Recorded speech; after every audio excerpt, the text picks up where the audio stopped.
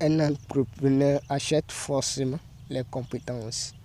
Les riches achètent les compétences pour créer leur entreprise. Donc, pour créer une entreprise, on paie forcément les compétences où vous pouvez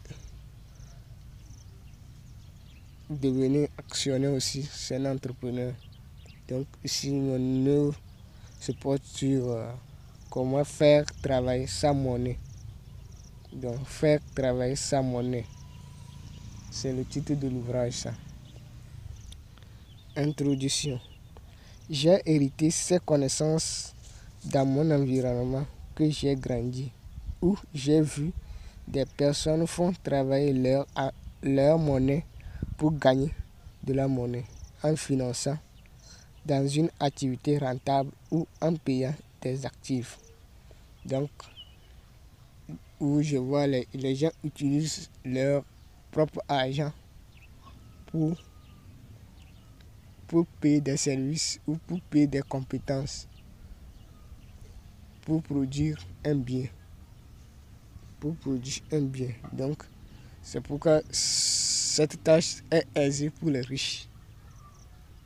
Les riches, eux, ils arrivent à s'en sortir vite. Ils perdent des compétences pour réaliser les œuvres d'une activité donnée. 1. Idée. Idée d'entrepreneur. Mon père était à l'époque l'agriculteur du champ du maïs, de haricots et du coton. Il payait des services auprès des gens du village pour exécuter les activités de l'entreprise. C'était ma première fois de voir fortifier la monnaie à travers une activité. Dans les vacances, je faisais des jobs dans un hôtel pour gagner de la monnaie pour préparer la rentrée scolaire. J'ai encore connu cette technique auprès du propriétaire de l'hôtel. Il n'était pas au pays. C'était une personne qui se chargeait de la gestion de l'hôtel.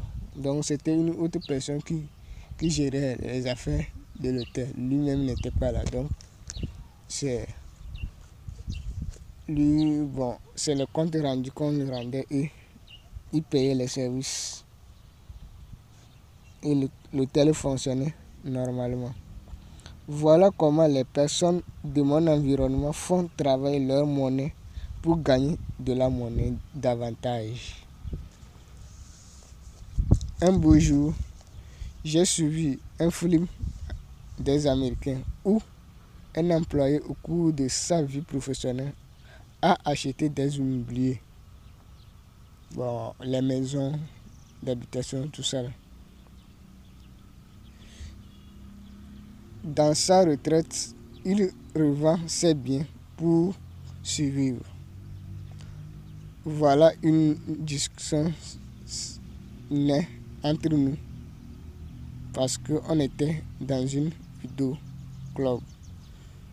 Moi, j'avais condamné cette technique en proposant la technique d'épargne ou d'actionnaire pour survivre dans la vieillesse. Donc, l'employé, à mon avis, durant sa vie, devait cotiser et épargner auprès d'une banque. Et si cette somme pouvait couvrir toute sa vie de vieillesse. Sinon, si cette somme ne peut pas couvrir, donc il doit financer à travers un projet d'un jeune ou d'un futur entrepreneur financier où ils vont partager ensemble le revenu. Donc, c'était ma vision.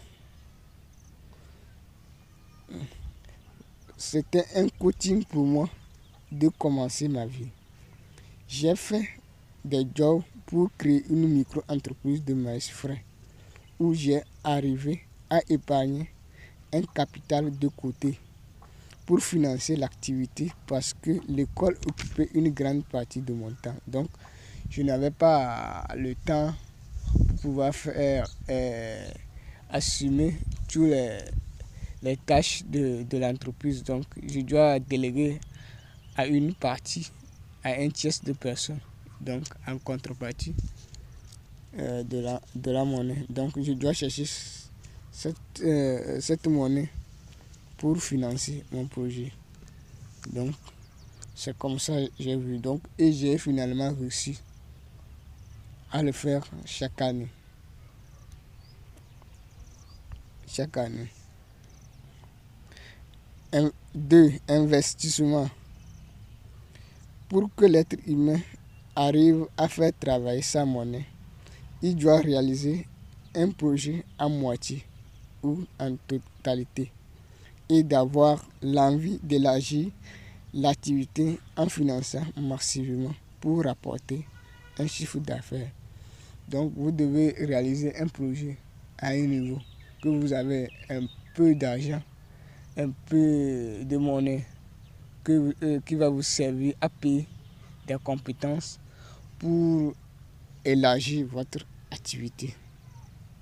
Donc, pour élargir votre activité. Donc, pour pouvoir s'investir, vous devez avoir au début une somme, un budget qui va vous servir à payer des compétences, pour pouvoir produire ce que vous voulez,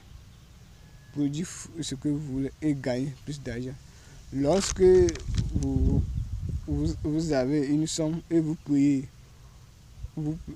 des compétences, c'est pourquoi. Donc vous allez voir que les grandes entreprises perdent des compétences des innovateurs. Donc c'est pourquoi ils ont la capacité sur le marché. Donc leurs produits, elles écoulent plutôt leurs produits vite sur le marché parce qu'ils détiennent un grand capital qui les sert à payer des grandes compétences des employés les plus compétents de la société. Donc là on dit donc ils arrivent à travailler leur argent. Donc vous devez être capable de travailler votre argent pour gagner davantage d'argent. Donc vous devez se fier de votre niveau et le faire. Numéro 3, achat des compétences. Dans ce monde, la monnaie parle. Les riches ont le pouvoir et l'autorité pour créer facilement une entreprise. Il suffit qu'ils paient des compétences à l'aide de sa monnaie pour produire un service ou un bien pour la vente, pour gagner un bénéfice. C'est dans ce sens on dit que la monnaie travaille à la place d'une personne. Voilà. Donc, achat des compétences. Donc, lorsque vous allez créer une entreprise, toi seul, tu ne peux pas travailler dans l'entreprise. Tu ne peux pas. Donc, vous êtes obligé de déléguer les tâches à des personnes, à des employés. Donc, ces employés ont droit à un salaire. Donc vous êtes obligé de les payer et qu'ils vont produire le bien ou le service que vous voulez produire pour votre entreprise. Donc, c'est comme ça les entrepreneurs procèdent, les grands entrepreneurs, les riches. Donc, ils perdent des actifs. Donc, payer un employé le plus compétent, c'est un actif qui va faire rapporter son entreprise. Donc cette technique, c'est auprès de mon père que je l'ai vu. Donc, mon père a utilisé la monnaie qu'il avait à sa disposition pour financer dans l'agriculture. donc qui lui rapportait. Donc, coton aussi, c'était un produit qu'on payait. L'État venait payer auprès des agriculteurs qui leur rapportaient de l'argent. Donc, étant donné que nous, on était petits, donc on n'avait pas la capacité de travailler comme ça. Donc, il était obligé de payer les services des autres qui sont dans le village, des voisins. Donc, ils viennent travailler en contrepartie de la monnaie. Et mon père avait sa coton, ou avait son coton ou le haricot, etc.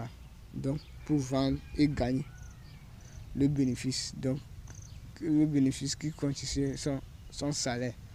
Donc,